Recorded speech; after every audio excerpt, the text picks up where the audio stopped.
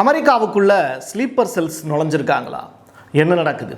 கொலம்பியாவில் ஒரு பெரிய aeroplane accident, இன்னொரு பக்கம் ஏர் கனடா ஆக்சிடெண்ட்டு. இதுக்கெல்லாம் காரணம் யார்? ஈரான் தான் போர் நிறுத்தம் வேண்டான்னு சொல்லிட்டாங்க. ட்ரம்ப் மட்டும் கண்ணீர் விட்டு அழுதுகிட்டு இருக்காரு, காப்பாற்றுங்கப்பா அப்படின்னு. ஆனால் இப்போ குவைத் அப்படிங்கிற நாட்டில் டோட்டலாக ஒரு பெரிய அட்டாக் நடந்திருக்கு. இதனால் அங்கே நாட்டில் முழுவதுமே பவர் ஷட் டவுன் அப்படிங்கிற ஒரு விஷயம் நடந்திருக்கு. மக்கள் படக்கூடிய சிரமங்கள் அதிகமாக இருக்குது. மிடில் ஈஸ்டில் பார்த்து ஈரான் வேட்டையாடிக்கிட்டு இருக்காங்க. அமெரிக்காவிலையும் அந்த வேட்டை தொடங்கி நடந்துக்கிட்டே இருக்குது. ட்ரம்ப் முன்னுக்கு பின் முரணாக அவ்வப்போது செய்திகளை தப்பாக உலகத்துக்கு சொல்லிக்கிட்டே இருக்கார். பயத்தின் காரணமாக ஈரானுடைய வெற்றி உலகத்திற்கான வெற்றியாக மாறுமா அப்படிங்கிறது தான் இந்த வீடியோக்குள்ளே நம்ம பேச போகிறோம். டீட்டெயிலாக பேசுவோமா? வாங்க பார்க்கலாம் உறவுகளே. இது பிரசாத் சிக்னேச்சர். உங்களுடைய தொழில் சம்பந்தமான விளம்பரங்களை நமது சேனலில் ஒளிபரப்ப உங்களுக்கான அருமையான வாய்ப்பு. பாண்டிச்சேரியில் மினி திருப்பூர் அறிமுகம். ஜவுளித்துறை வரலாற்றில் முதன்முறையாக நேரடி விற்பனை நிலையம் உங்கள் திருப்பூர் டெக்ஸ்டைல்ஸ்.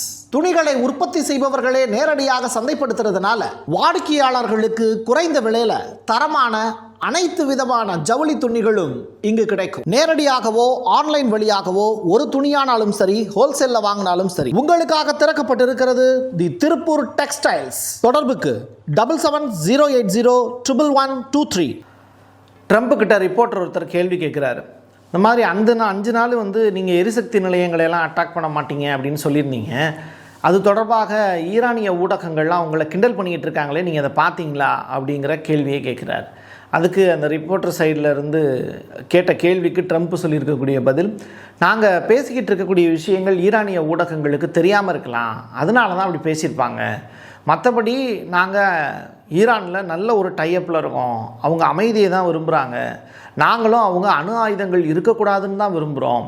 அதைத்தான் இப்போ நோக்கி இந்த வார் முடிய போகுது அப்படிங்கிற ஸ்டேட்மெண்ட்டை சொல்கிறார். அது மட்டும் இல்லை, ஈரானிய ஊடகங்கள் ட்ரம்ப்பை கொஞ்சம் நஞ்சம் இல்லை, ரொம்ப பெரிய அளவில் அசிங்கப்படுத்துகிறாங்க. இவ்வளவு அசிங்கத்திற்கு பிறகும் ட்ரம்ப் இவ்வளோ தூரம் அடக்கி வாசிக்கிறாருன்னா அடி கொஞ்சம் வெயிட்டாக தான் இருக்கும் போல். அந்த ரிப்போர்ட்டர் தொடர்ச்சியாக கேள்விகளை கேட்டுக்கிட்டே இருக்கார்.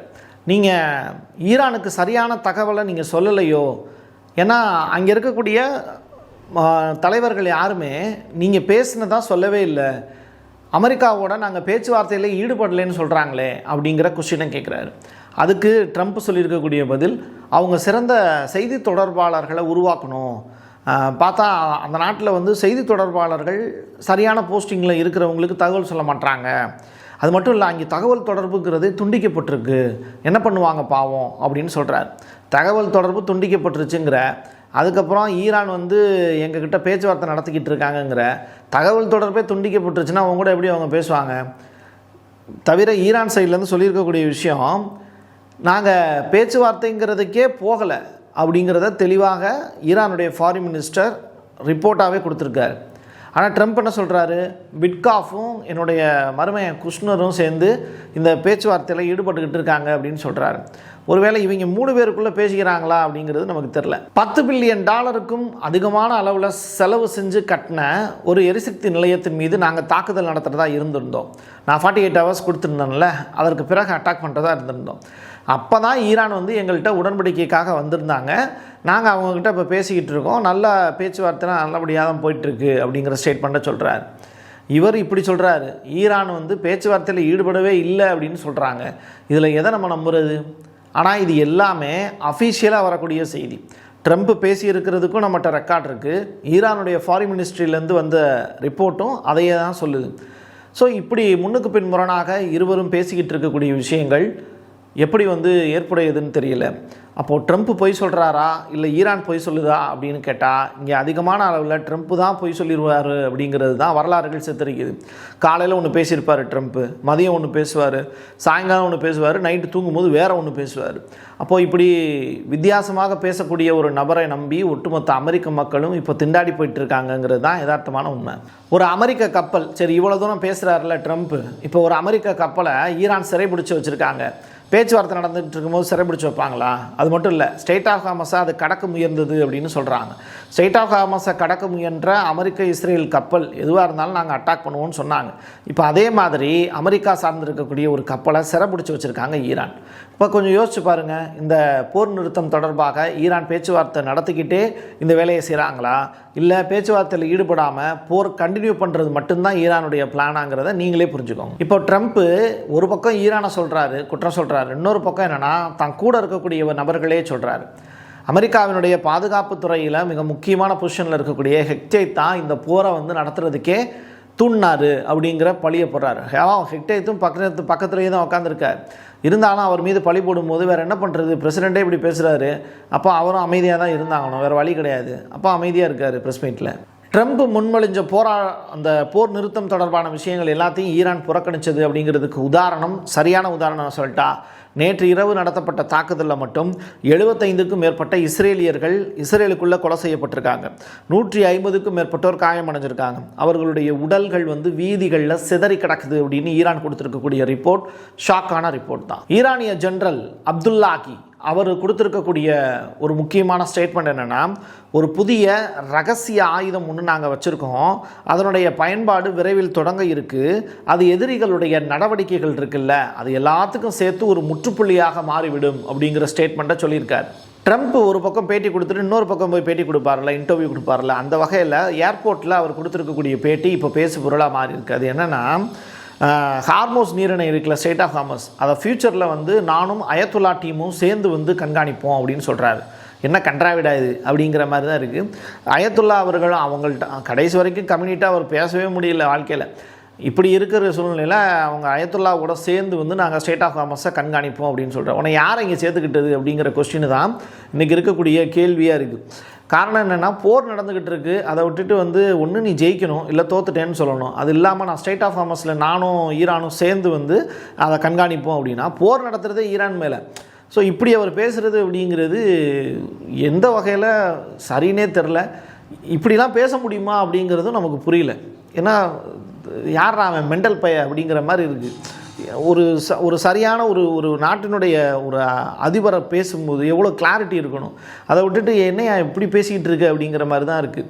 காரணம் என்னென்னா, ஸ்ட்ரெய்ட் ஆஃப் ஹார்மஸை அயத்துல்லா கம்பெனி ஃபேமிலியும் ட்ரம்ப்பும் எப்படி சேர்ந்து கண்காணிக்க முடியும்? அப்படி ஒரு வாய்ப்பே உலகத்தில் நடக்கிறதுக்கான வாய்ப்பே கிடையாது. இதெல்லாம் ஸ்டேட்மெண்ட்டாக சொல்லும் போது ஈரான் அதனால தான் சொல்கிறாங்க, சிரிக்கிறாங்க, கோமாளின்னு சொல்லி கிண்டல் பண்ணியிருக்காங்க. இதெல்லாம் பார்த்துக்கிட்டு அமெரிக்க மக்கள் சும்மா இருக்காங்கன்னு நினைக்கும் போது தான் ஆச்சரியமாக இருக்குது. கொலம்பியாவினுடைய விமானப்படையைச் சேர்ந்த C-130 அப்படிங்கிற அந்த விமானம், அது கொலம்பியாவில் இருக்கக்கூடிய புடுமாயோ அப்படின்னு சொல்லிட்டு ஒரு இடம், அந்த இடத்துல இருக்கக்கூடிய புவர்டோ லெகுயிசாமோ அப்படின்னு சொல்லிட்டு அந்த இடத்துலேருந்து புறப்பட்டு சிறிது நேரத்திலேயே கொலம்பியா விமானப்படையினுடைய அந்த ஹெர்குலஸ் அப்படிங்கிற போர் விமானம் விபத்துக்குள்ளாயிருக்கு அப்படிங்கிற தகவல் வெளியாக இருக்குது. இதில் சுமார் 100 இராணுவ வீரர்கள் பயணம் பண்ணாங்க அப்படிங்கிற தகவலும் ரிலீஸ் ஆகிருக்கு. கடைசியில் பார்த்திங்கன்னா இது ஒரு பெரிய அளவிலான ஆக்சிடெண்ட் ஆகி தீ பற்றி எரியக்கூடிய காட்சிகள் இருக்குது. ஒட்டுமொத்த ஃப்ளைட்டுமே க்ளோஸ். எனக்கு என்ன டவுட்னா, நேற்றைய தினம் ஏர் கனடா அந்த விமானம் தரையிறங்கும் போது அங்கேருந்து இன்னொரு பக்கத்தில் இருந்து இடிச்சிச்சு. ஒரு தீயணைப்பு வாகனம் இடிச்சிச்சு. இதில் அந்த முகப்பு ஃபுல்லாகவே டேமேஜ். இதில் 2 பேர் இறந்து போனாங்க, விமானியும் துணை விமானியும். ரைட்டா? இதுவும் அமெரிக்காவில் தான் நடந்தது. இப்போது கொலம்பியாவில் நடந்திருக்கக்கூடிய இந்த நிகழ்வு அப்படிங்கிறத பார்க்கும்போது அமெரிக்காவுக்குள்ளே ஒரு பெரிய ஸ்லீப்பர் செல்ஸ், ஈரானுடைய ஸ்லீப்பர் செல்ஸ் உள்ளே புகுந்திருக்கலாம். ஏன் இதை வச்சு சொல்கிறேன் அப்படின்னா, இன்னொரு சம்பவமும் நடந்திருக்கு. காரணம் என்னென்னா, டெக்சாஸினுடைய போர்ட் ஆர்த்தரில் இருக்கக்கூடிய வலேரோ அப்படின்னு சொல்லிட்டு ஒரு எண்ணெய் சுத்திகரிப்பு நிலையம், இதில் ஒரு பெரிய அளவிலான ஒரு வெடிப்பு ஒன்று ஏற்பட்டிருக்கு. அந்த காட்சிகளையும் உங்களால் பார்க்க முடியும். தொடர்ச்சியாக இந்த மாதிரி இப்போ ஈரானுடைய எரிசக்தி நிலையங்கள் மீது அட்டாக் பண்ணுவோம் அப்படின்னு அமெரிக்கா சொன்னாங்க. ஆனால் இங்கே நடந்துக்கிட்டு இருக்கக்கூடிய நிகழ்வுகள் எல்லாமே அமெரிக்காவில் இருக்கக்கூடிய இடங்களில் பூரா டேமேஜ் ஆகிட்டுருக்கு. அதுவும் முக்கியமாக ஏர்பேஸு இந்த மாதிரி இடங்கள் டேமேஜ் ஆகிருக்கு. அப்போ ஈரானுடைய ஸ்லீப்பர் செல்ஸு உள்ளே புகுந்திருக்கலாம் அப்படின்னு ட்ரம்ப் யோசிச்சார்ல, அது இப்போ உண்மையாக இருக்கோ அப்படின்னு நினைக்க தோணுது. ஏன்னா அவர் தான் சொன்னார், ஈரானிய ஸ்லீப்பர் செல்ஸ் அமெரிக்காவில் நிறையா பேர் சுற்றிட்டு இருக்காங்க அப்படின்னு. Yes, he is correct. அவர் கரெக்டாக தான் மோப்பம் முடிச்சிருக்காரு. பட் ஆனால் அதை அவர் தடுக்க முடியல. இப்போ நடந்துக்கிட்டு இருக்கக்கூடிய நிகழ்வுகள்லாம் அமெரிக்காவுக்கு எதிராக மாறுது. அப்போ அதை தடுக்க முடியாததுனால 5 நாள் போர் நிறுத்தம் பண்ணாமல் யோசிச்சுட்டு இருக்காரு. 10வதுக்கு வளைகுடா பகுதியில் போர் நிறுத்தம் அப்படிங்கிற ஒரு விஷயம் நடைமுறைக்கு வராததுனால சீனா என்ன பண்ணுறாங்க, அடுத்த கட்டமாக இதுதான் சாக்குன்னு சொல்லி தைவான் மேலே போர் தொடுப்பதற்கான வேலையை செய்கிறாங்க. ஒட்டுமொத்த தைவானுடைய நிலப்பகுதியும் கைப்பற்றுவதற்கு இதைவிட சிறந்த தருணம் எதுவுமே இல்லை. ஜப்பான் ஒரு பக்கம் வந்து அவங்களுடைய கப்பல் அங்கே அனுப்பிச்சி வச்சுருக்காங்க. 2000க்கும் மேற்பட்ட போர் வீரர்களை மிடில் ஈஸ்ட் பக்கம் நகட்டிக்கிட்டு இருக்காங்க. இப்படிப்பட்ட சூழ்நிலையில் இப்போ ஏரியா ஃப்ரீயாக இருக்குது. இப்போது வந்து தைவானுக்குள்ளே புகுந்து அடித்தோம்னா கரெக்டாக இருக்கும்னு சொல்லிட்டு தன்னுடைய போர் விமானங்கள் எல்லாத்தையுமே தைவானுடைய வான்வெளியில் சுத்த விடுறாங்க. இந்த காட்சிகள் கூட நீங்கள் பார்த்துட்டு வாங்க. இந்த ஃப்ரண்ட் கச்சா எண்ணெய் அப்படிம்பாங்க, அதை வாங்குறத விட இப்போ இந்தியாவே அதிகமான அளவில் எந்த மாதிரியான எண்ணெயை வாங்குறாங்கன்னா ஈரானிய எண்ணெயை தான் வாங்குறாங்க. இப்போது நமக்கு தடை போட்டது 2019 இருந்தே நமக்கு ஈரானிய எண்ணெயை வாங்கக்கூடாதுன்னு சொல்லிட்டு ஒரு தடைகள்லாம் இருந்தது. அதெல்லாம் பிரேக்கப் பண்ணி அதுக்கப்புறம் வந்து நம்ம ரஷ்யாவினுடைய எண்ணெயை தான் வாங்கிட்டு இருக்கோம். இப்படிப்பட்ட சூழ்நிலையில் ஈரான் மீதான பொருளாதார தடை முழுவதுமாக விலக்கிக்கிட்டதுனால இப்போ ஈரான் கிட்ட இருந்தும் கச்சா எண்ணெய் இந்தியாவுக்கு கிடைப்பதற்கான வாய்ப்பு இருக்குது. ஸோ பிரதமர் நரேந்திர மோடி நாடாளுமன்றத்தில் பேசியிருக்கக்கூடிய விஷயங்கள் 41 நாடுகளில் இருந்து நமக்கு கச்சா எண்ணெய்கள் கிடைக்கிது, ஒன்றும் பிரச்சனை இல்லை அப்படின்னு சொல்லியிருந்தாங்க. இப்படிப்பட்ட சூழ்நிலையில் ஈரான் கிட்ட இருந்தும் அந்த எண்ணெயை வாங்குவதற்கான பொருளாதார தடை நீக்கப்பட்டதுனால மறுபடியும் டைப் பண்ணி ஒரு பெரிய ஒரு டீல் பேசுவதற்கான வாய்ப்பு இருக்குது அப்படின்னு சொல்லப்படுது. குவைத், இதில் ஷியா பள்ளிவாசல் தாக்குதல் அது தொடர்பான செய்திகள் எல்லாமே நீங்கள் பழைய கால வரலாறுகளை புரட்டி பார்க்கும்போது ஒரு 63 பேர் இறந்து போன நிகழ்வுகள்லாம் உங்களுக்கு தெரிஞ்சது. இப்போ குவைத் அப்படிங்கிற ஒரு கண்ட்ரி ஈரானோட வந்து டைரக்டாக தரை வழியாக எந்த விதமான பாதையும் கிடையாது. ஆனால் வான்வெளியில் அவங்களுக்கும் இவங்களுக்குமான தொலைவு அப்படின்னு ஒரு 300 கிலோமீட்டர் கடல்வழி பாதை. அப்போ இந்த 300 கிலோமீட்டர் மிசைல் வந்து எளிமையாக போய் குவைத்தில் அட்டாக் பண்ணுறதுக்கான வாய்ப்பு இருக்குது. குவைத்திலையும் இந்த யூஎஸ் பேஸ் வந்து நிறையா இருக்குது. இப்போது ஈரானிய மிசைல் வந்து அட்டாக் பண்ணிடுச்சு அப்படிங்கிற மாதிரியான தகவலை குவைத்திலிருந்து கிடைக்கக்கூடிய உண்மையான தகவல்கள் நமக்கு தெரிவிக்குது. அந்த வகையில் குவைத் அரசாங்கம் சொல்லியிருக்கக்கூடிய விஷயம், இப்போ நிறையா இடங்களில் பவர் கட் ஆகிடுச்சு அப்படிங்கிற செய்தியை பதிவு செய்கிறாங்க. ஒட்டுமொத்த குவைத்துமே இருளில் மூழ்குவதற்கான வாய்ப்பு இருக்குது அப்படின்னு சொல்கிறாங்க. அமெரிக்கா என்ன மிரட்டுச்சு, ஈரானுடைய எரிசக்தி நிலையங்களை முடக்கிடுவோன்னு சொன்னாங்க. அதே நேரத்தில் நீங்கள் எரிசக்தி நிலையங்களை முடக்கிறதுக்கு ட்ரை பண்ணிங்கன்னா ஒட்டுமொத்த மிடில் ஈஸ்ட்லையும் கரண்டை பூரா கட் பண்ணிடுவோம் அப்படின்னாங்க. குடிநீரை கடல் நீரை குடிநீராக மாற்றக்கூடிய திட்டத்தை பூரா க்ளோஸ் பண்ணிடுவோன்ட்டாங்க. இப்போ அதில் ஃபஸ்ட் ஸ்டெப்பை ஈரான் எடுத்து வச்சுருக்காங்க. மிடில் ஈஸ்ட்டில் இருக்கக்கூடிய மிக முக்கியமான குவைத்துங்கிற நாட்டில் இப்போ பவர் கட்டு அதை செஞ்சுருக்கிறது ஈரானாக கூட இருக்கலாம் அப்படின்னு சந்தேகம் எழுப்பப்படுது. ஈரானிய படைகள் இப்போ சவுதி அரேபியாவினுடைய எரிசக்தி நிலையங்கள் ப்ளஸ் கடல் நீரை குடிநீராக்கக்கூடிய திட்டங்கள் அந்த ரிஃபைனரி சோர்ஸ் மீது அட்டாக் நடத்துறதுக்கு திட்டம் போடுறாங்க. இது நேற்றைய தினமே நான் ஈரான் வெர்சஸ் சவுதி அரேபியா வாராக இது மாறப்போகிறது அப்படின்னு சொல்லியிருந்தேன். அதில் முதல் கட்டமாக இப்போ குவைத் அப்படிங்கிற நாடு பலியாக இருக்குது, அடுத்து சவுதி தான். இப்படிப்பட்ட நிலையில் சவுதி தனக்கு தார்மீக உரிமை இருக்குது ஈரான் அட்டாக் பண்ணுறதுக்கு, அதே நேரத்தில் ஈரான் மீது ஒரு பெரிய வாரை நாங்கள் நடத்துறதுக்கு தயாராகிட்டு இருக்கோம் அப்படிங்கிற ஸ்டேட்மெண்ட்டை கொடுக்குறாங்க. எல்லைக்கோட்டை தாண்டிட்டாங்க, சிவப்பு கோடு அப்படிங்கிற அந்த பார்டர்லாம் கிராஸ் பண்ணிட்டாங்க. அடுத்த கட்டமாக ட்ரம்ப் மட்டும்தான் இந்த போர்லேருந்து விலகிறதுக்கான முடிவு எடுத்திருக்காரு. இஸ்ரேலுடைய பிரதமர் நெதன்யாகு ஜஸ்ட் ஃபார்வர்ட் மூவ் பண்ணியிருக்காரு. போர் வந்து தொடரும் அப்படிங்கிறதுல நெதன்யாகு தீவிரமாக இருக்கார். இப்போது இஸ்ரேல் வெர்சஸ் ஈரான் அப்படிங்கிறத தாண்டி இஸ்ரேல் ஒரு பக்கம் வந்து விளையாட்டுத்தனமாக லெபனானில் வந்து விளையாண்டுட்டு இருக்காங்க. பட் ஈரான் தெளிவாக அமெரிக்காவினுடைய தளங்கள் மீது தன்னுடைய ஆளுமையை செலுத்திக்கிட்டு இருக்காங்க. இதுதான் இங்கே விளையாடக்கூடிய விளையாட்டு. அதில் ஈரான் வந்து தொடர்ச்சியாக ஜெயிக்கக்கூடிய நிகழ்வுகள் அரங்கேறுது. ஈரானுடைய வெற்றி அப்படிங்கிறது உலகத்திற்கான வெற்றியாக மாறினா பரவாயில்ல, ஆனால் அது இஸ்ரேலுடைய அழிவாக மாறும் அப்படின்னு சொல்கிறாங்க. இன்னொரு புறம் நிறையா நாடுகளும் இதனால் பாதிக்கப்படும். இந்த போர் இப்போதைக்கு முடிகிற மாதிரி தெரியல, இது அப்படியே நீண்டுக்கிட்டே தான் போகும். மாதக்கணக்கில் அல்ல, ஆண்டு கணக்கில் ஆகும் அப்படின்னு தான் கணிக்கப்படுது. என் கையெழுத்து என் மக்களுக்கானது உறவுகளை மீண்டும் ஒரு பதிவில் சந்திக்கலாம். நன்றி, வணக்கம். உங்களுடைய தொழில் சம்பந்தமான விளம்பரங்களை நமது சேனலில் ஒளிபரப்ப உங்களுக்கான அருமையான வாய்ப்பு. பாண்டிச்சேரியில் மினி திருப்பூர் அறிமுகம். ஜவுளித்துறை வரலாற்றில் முதன்முறையாக நேரடி விற்பனை நிலையம் உங்கள் திருப்பூர் டெக்ஸ்டைல்ஸ்.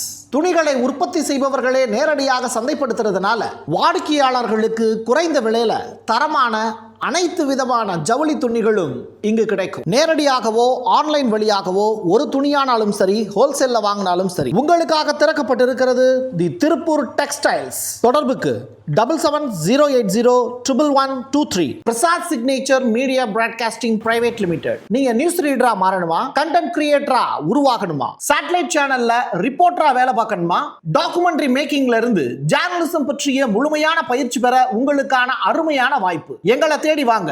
ஆன்லைன் மற்றும் நேரடி பயிற்சி வகுப்புகளும் சர்டிபிகேட் கோர்ஸாவே கத்துத்தரும். மீடியா துறையில் 10 ஆண்டுகளுக்கு மேல அனுபவம் உள்ளவர்கள் பயிற்சி கொடுப்பார்கள். வாய்ஸ் ஓவர் தொடங்கி வாய்ஸ்லெஸ் பீப்புளுக்காக உங்களை சிறந்த ஜேர்னலிஸ்டா உருவாக்க வேண்டியது எங்களோட பொறுப்பு. ஸ்கூல்ஸ் அண்ட் காலேஜஸ்ல ஜூனியர் ஜேர்னலிஸ்ட்ங்கிற பேர்ல ஒர்க் ஷாப்பும் கண்டக்ட் பண்ணி கொடுக்கிறோம். மோட்டிவேஷனல் ஸ்பீக்கரா கடந்த 15 ஆண்டுகளா கல்வி நிறுவனங்களுக்கு நிகழ்ச்சிகளும் நடத்தி தரோம். தொடர்புக்கு 9944790333 94493594. prasad signature@gmail.com.